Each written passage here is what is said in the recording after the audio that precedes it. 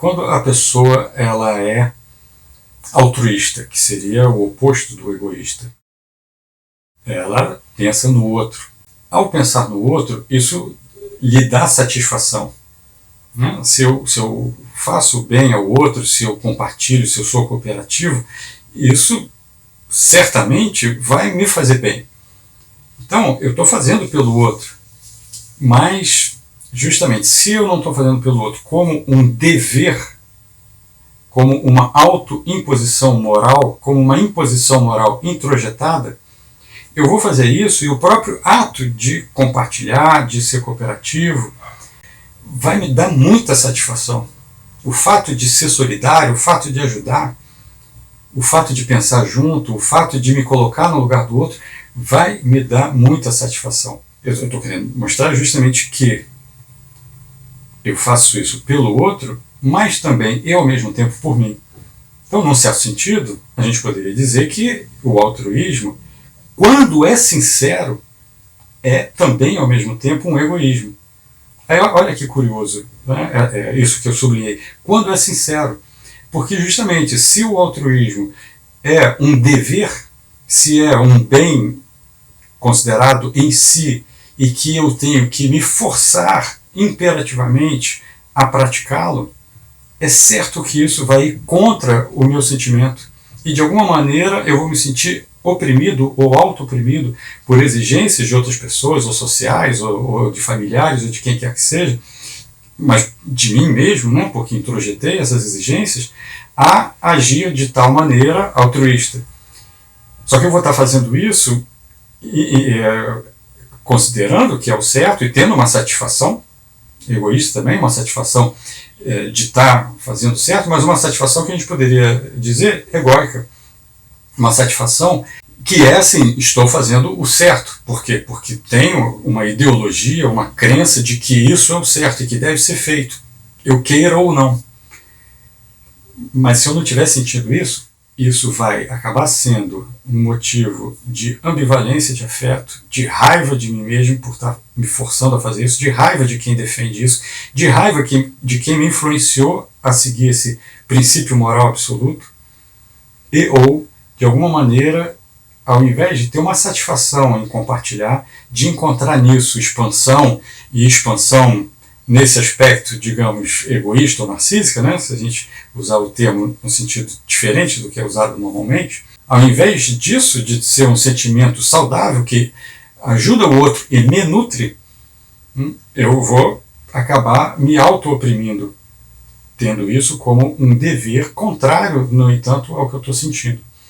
Então, ao invés de entender por que de acho eu me sinto na obrigação de fazer isso e me esquecer de cuidar do outro, cuidar do namorado, da namorada, do marido, da esposa, dos filhos que a pessoa tanto ama e tudo mais, mas em detrimento de mim, ao me esquecer, em tal relação, em tal outra, de trabalho que seja, eu me dedico porque eu acho que eu tenho que me dedicar à empresa ou ao que for, ou a uma causa, mas se isso não está me trazendo essa satisfação interna, essa dedicação vai me pesar, vai ser um fator de depressão e certamente vai gerar em mim ressentimento, afetos ruins, afetos tristes, vai me gerar em mim algum tipo de raiva, de ódio, algum sentimento que vai ser ao mesmo tempo autodestrutivo e heterodestrutivo.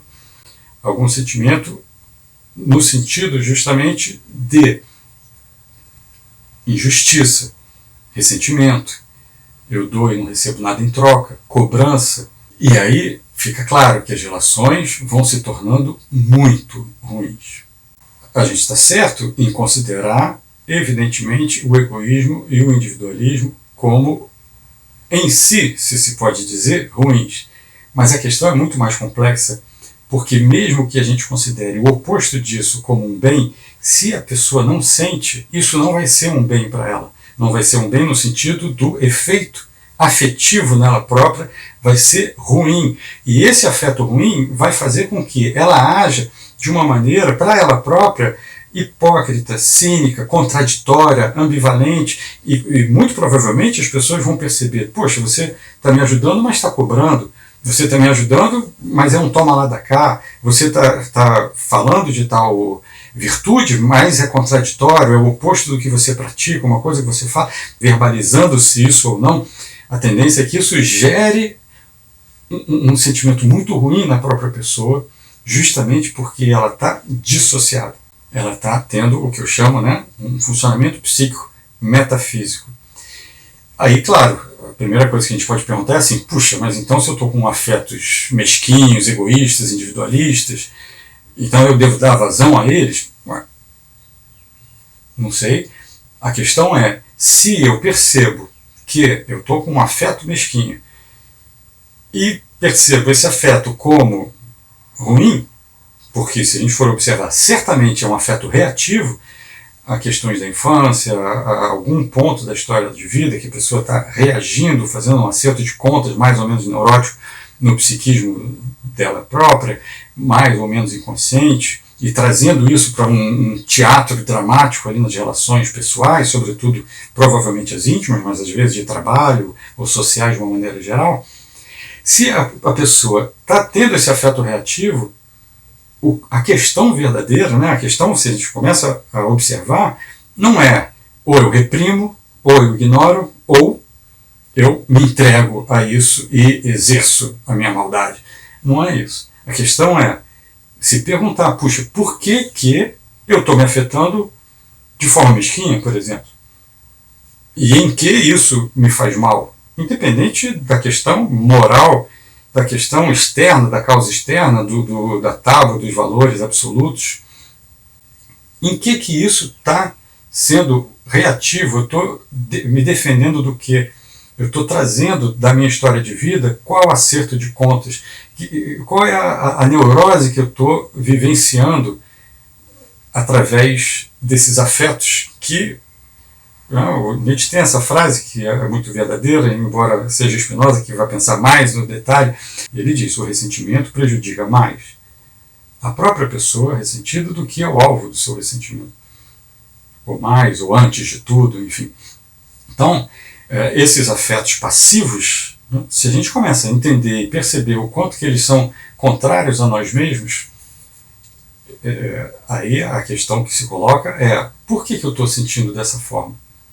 E não, caramba, eu estou sentindo dessa forma, logo eu sou horrível, logo eu tenho que me sentir culpado, que vai gerar o quê? Não, então eu sou culpado, eu não aguento o peso da culpa, não, então não sou o culpado, mas também teve fulano que fez aquilo, fulano que falou tal coisa, fulano que agiu assim, ou meu pai, a minha mãe, né? Então o culpado é o outro. E fica se oscilando, porque a culpa não tem saída. Ou eu sou culpado, ou o outro é culpado. Ou eu me autodestruo, ou destruo o outro. Ou eu penso mal de mim, ou eu penso mal do outro.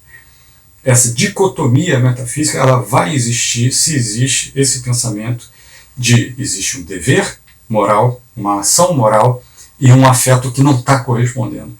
Então, se o afeto não está correspondendo, vamos tentar entender por que não está correspondendo. Não no sentido de julgar nem os outros nem a mim, mas de entender para entender a gênese. Entender não é passar a mão na cabeça de si mesmo, dos outros, não é isso que está em questão. Entender para entender a gênese, o que está se produzindo, o que está gerando em mim esse tipo de reatividade, de afetividade. Esse que é o ponto mais importante a ser investigado, compreendido, e é esse tipo de compreensão que é transformador.